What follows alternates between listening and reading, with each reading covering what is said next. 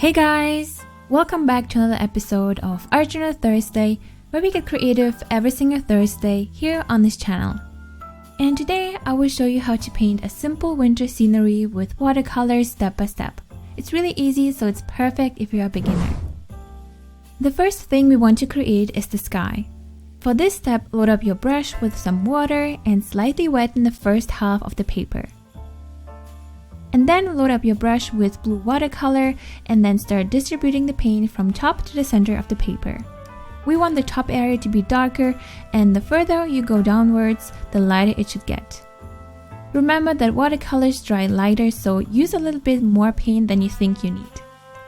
Here I'm using a flat brush because it's great for applying a flat wash and make it into a gradient effect from dark to light. And now we can move on to the bottom part of the painting. Here we are going to create a few snowy hills. Load up your brush with the same color and then start applying it starting from the bottom moving upwards. We want to create a small hill with the top lighter than the lower part, as this part will get less light. On the reference picture I'm using, there were also some hills in the center of the painting. That's why I slightly outlined these hills using a little bit of water and paint. We just want to have a light layer of paint. And now we can go back and build up the intensity a little bit more, starting from the lower part of the painting again. To separate the hill of snow in the front of the painting, we want to apply a darker shade of blue right behind the hill and lightly blend it out, moving the paint upwards. So you basically want to create a gradient effect from dark to light for the first hill, and then right behind it you want to start with a darker shade again and create a gradient effect the same way. I also went ahead and created more shadows using the same blue color.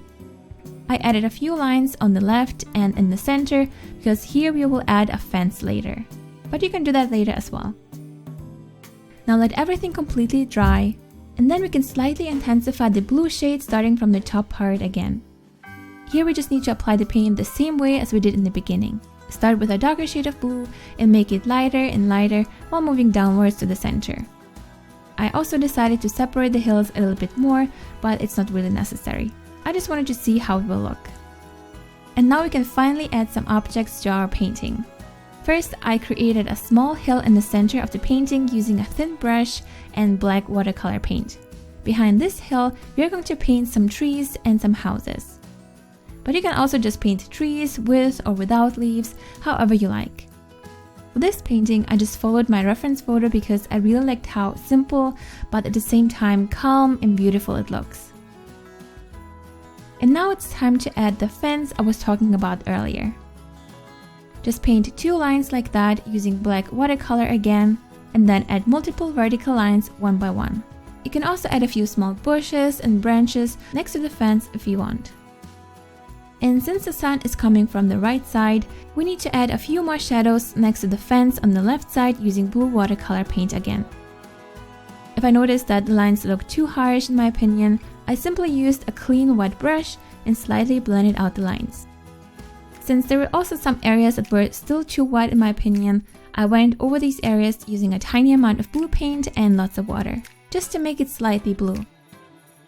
Once you're happy with the painting so far, remove the tape around it.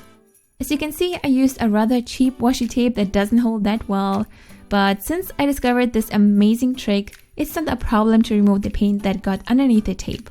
All you need is a magic eraser that you need to dip into water and then just cover the area of the painting you want to protect and leave out the area you want to remove.